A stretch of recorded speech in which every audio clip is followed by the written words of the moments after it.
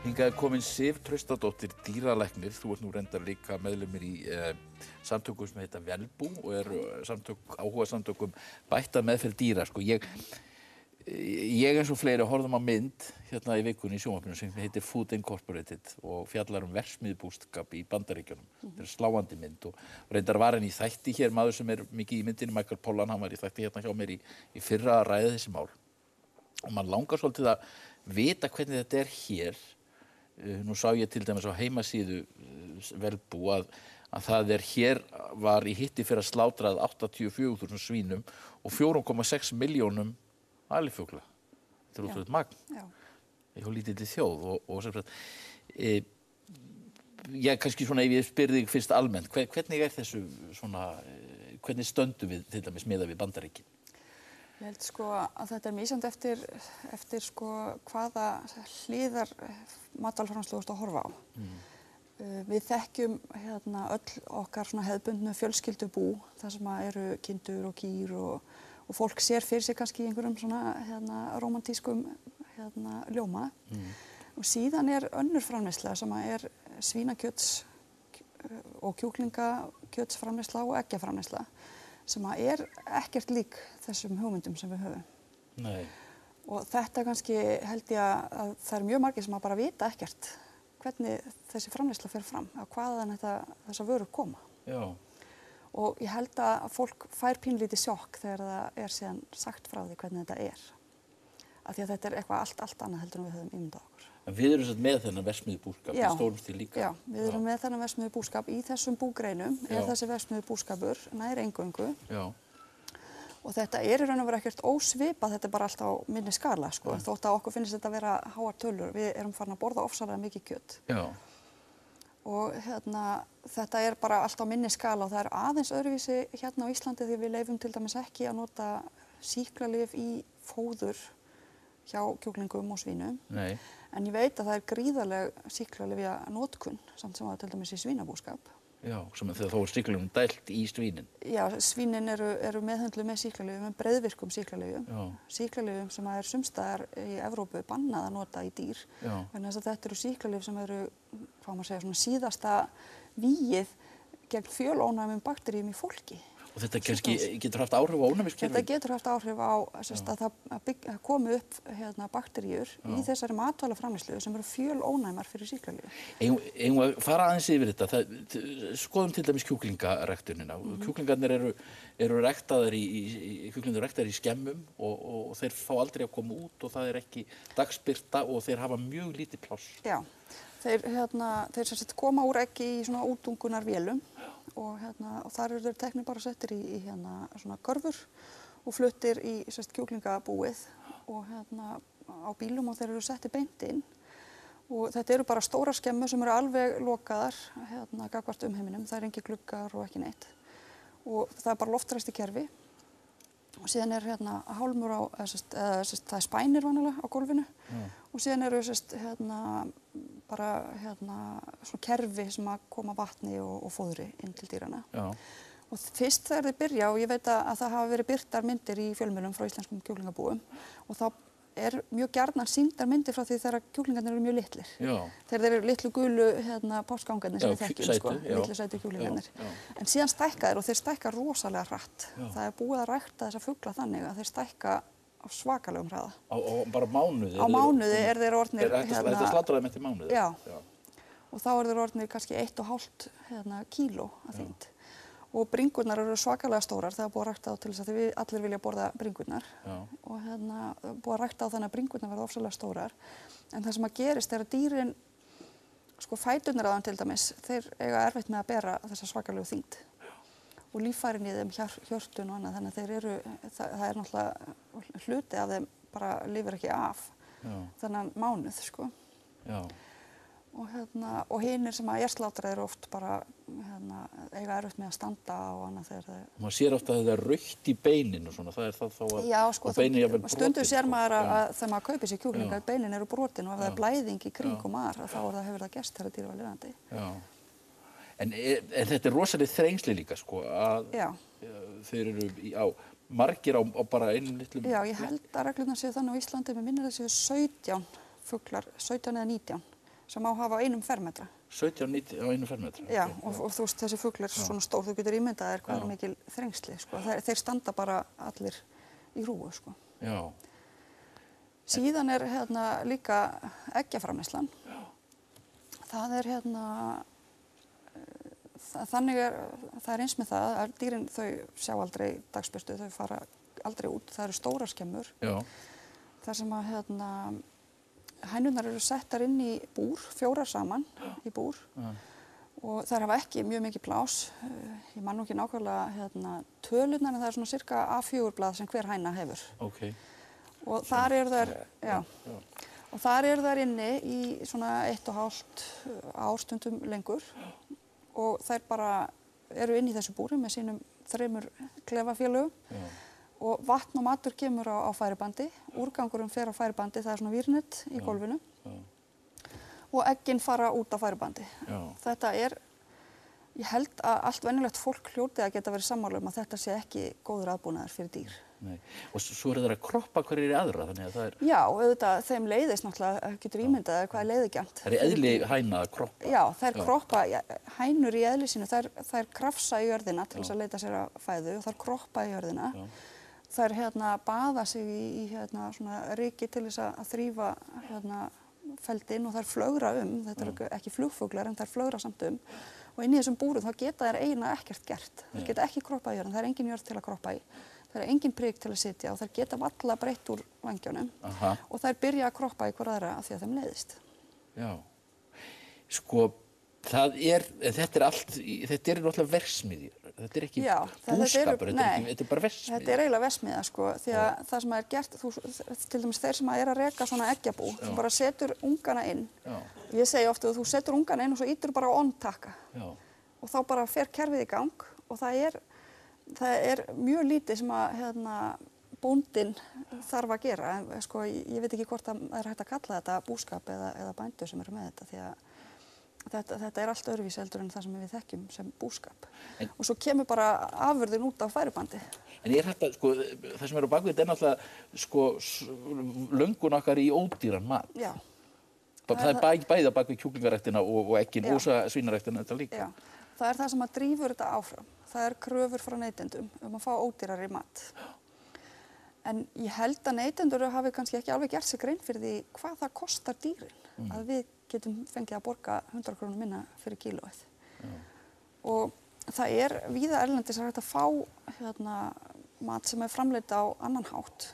Egg sem eru framleitt úr hænum sem að fá að ganga úti eða eitthvað slíkt. Já. Og kjúklingar þar sem er meira pláss eða þeir fá að fara út. Það kostar aðeins meira, en svo þurfum við líka að ákveða okkur sko, hvað erum við til í að borga og hversu langt erum við til í að láta þetta ganga áður en að við segjum stopp og förum að velja annað. En úrvalið er hér á landi af svona lífrænu og slíku því sem er gert öðruvísi er náttúrulega mjög takmark og mjög eiginlega ekki til. Það er eiginlega ekki til. Í svínakjöti þá getur þú bara fengið kjöt úr svona verksmiðjuframleiðslu.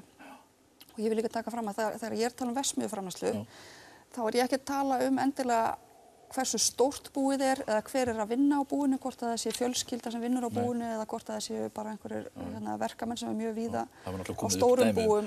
Kúabú, þar sem að kúnum er aldrei hleypt út, við höfum þekkjum dæmi um það. Nákvæmlega.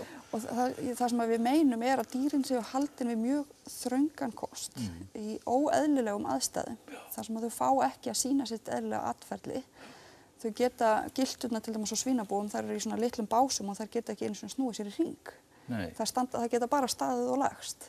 Og þetta er náttúrulega ekki aðbúnaður sem hægt er að bjóða upp á, finnst mér.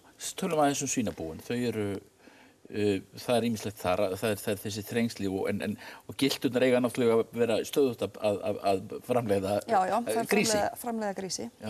Og það er fæða kannski svona 10-15 grísi í hvert skipti og þær eru í svona, gilturnar standa inn í svona grind og grísirnir koma svo bara aftan úr þeim. Þær hafa enga möguleika á að sleikja grísina sína eða sinna þeim eins og þær myndu gera. Það geta ekki hnussað af þeim?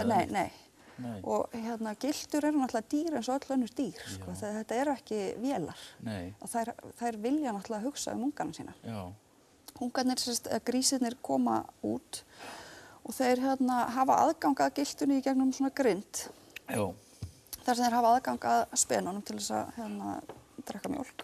Og síðan svona sérstakt horn fyrir þá þar sem hitalampi til þess að halda þeim hita. En gyltan getur bara staðið upp og lagst niður og hún fær matinn bara á svona færibandi fyrir framan sig, sko. Henni bara brint og hún fóðruð. En hún getur ekki hreyft sér neitt. Svo aðrar aðferðir þar. Kallgrísirnir eru geltir án deyfingar. Já.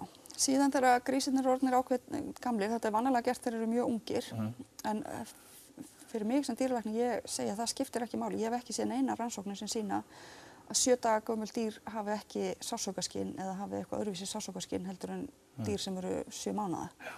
Það hefur ekki verið hægt að sýna fram á það. Já. Og dýrin eru tekin, kallgrísirnir eru allir teknir og geltir og það gert án deyfingar og án verkjalyfja. Og það bara skorið á punginn og eistun eru fjarlægð og það ekki dýralæknir sem gerir þetta. Það bara starfsmaður á búinu. Já. Og síðan eru oft, á sumum búum eru halarnir líka klipptir af og það líka gert án deyfingar. Halarnir? Hversu er það gert? Það gert vegna þess að þegar grísirnir stækka og eru teknir frá gyltunni, að þá eru þeir settir í svona stíur þar sem að þeir ganga saman úr hverju goti. Já. Og það líka mikil þrengsli þar og það ekkert við að vera. Þeir stækka og það verður alltaf þrengra og þrengra. Já. Og þeir bara geta ekkert gert nema að labba þarna í hringi. Já. Og þeim leiðist. Dýr eru, þeim líður ekkert vel í svona aðstæðum. Þau sjá aldrei sólarljós og það er bara slökkt og kveikt á einhverju rafmagnslýsingu og það gerist ekki neitt. Og þannig að grísirnir fara að naga hvern annan, alveg svona hænurnar í búrunum. Og þeir naga halan á hver öðrum og það geta koma oft upp sýkingar og þá verið að nota sýklalyf til þess að pensilínið nota til þess að reyna að minnka þessar sýkingar. Og stundum það gert í forvarnaskyni að klippa halana af grísunum. En þú ert ekki að leysa vandann. Þú ert bara að taka í burtu birtingamynd vandans.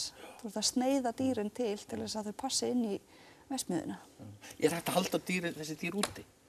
Já, það hægt að halda þau úti stóran hluta ársins hérna á Íslandi. Það kannski ekki endilega sömu tegundir af grísum eins og eru núna í búunum. Það hugsanlegt að það myndi þurfa að fá nýjan stofn sem ætti ekki vera neitt vandamál því að þessi svín eru hvort þið flutt inn til landsins. En það víða gert á Norðurlöndunum til dæmis og ég hef séð myndir hér frá Íslandi þegar fyrir kannski svona 50 árum síðan. Þá voru gyltur víða hafðar úti og það til fullt af myndum af því.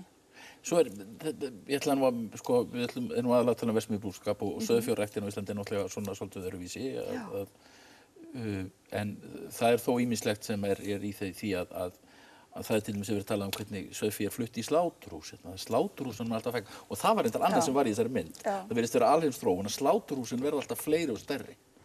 Já, þeim fækkar alltaf. Nei, færri og stærri.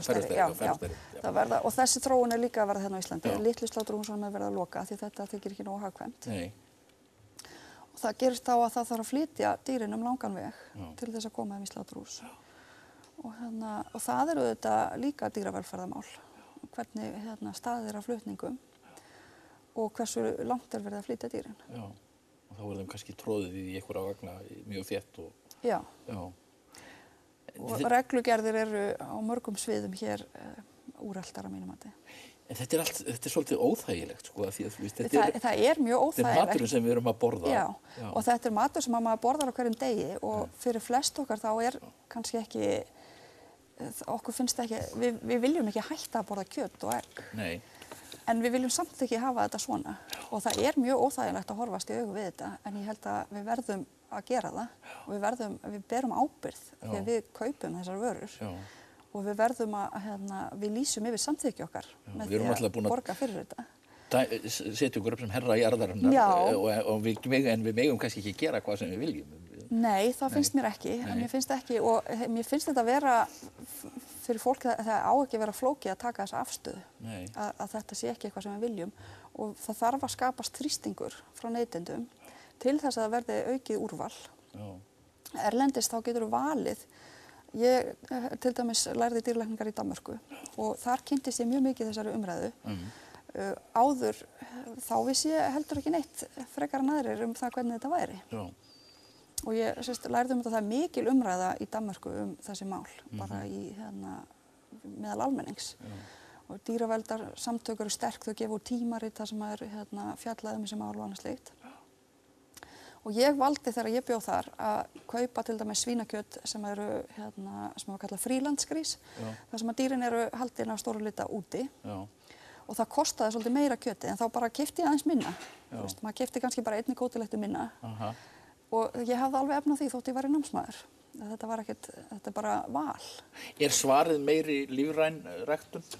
Það getur verið hluti af lausninni, því að í lífrænum ræktunum, í lífrænni ræktun eru strangari kröfur dýravelferð heldur en í hefðbundnum verksmiðjubúskap.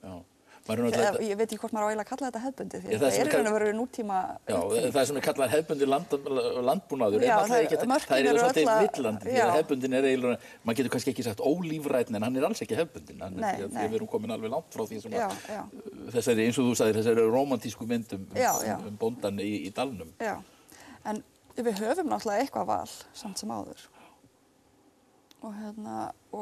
En það er samt mjög lítið val, eins og til dæmis með svínakjöti. Það er ekki hægt að kaupa lífrænt svínakjöt á Íslandi. Það er ekki hægt að kaupa svínakjöt í kjörbúðum sem er framleitt á neitt annan hátt heldur en þennan hátt. Það er smá val í hænunum? Það er smá val varðandi eggin. Eggin, já. Þar byrjuð svokölluð vistvæn framleiðsla. Og þar eru hænurnar ekki hafðar í búrum. Það er miklu betra, en það er samt ekki nægjanlegt að mínu mati. Ég myndi vilja hafa möguleika á því að kaupa egg frá hænum sem fá að fara út. En þarf að gera skurk í dýravelferðarlögum hérna? Já, það þarf að gera það. Það er núna sem betur fer í farveginum ný dýravelferðarlög, heildarlög, en síðan þarf að endurskoða allar aðbúnaðarreglugerðir líka. Það er merkilegt umræðefni, eins og ég segi, þetta var svona framhald af þessari mynd, þarna Food Incorporated og sannarlega umhugsunarefni. Ég þakka þér kærlega fyrir að koma í þáttinn, Sif. Skulum sjá núna eftir viðtal við Tim Jackson sem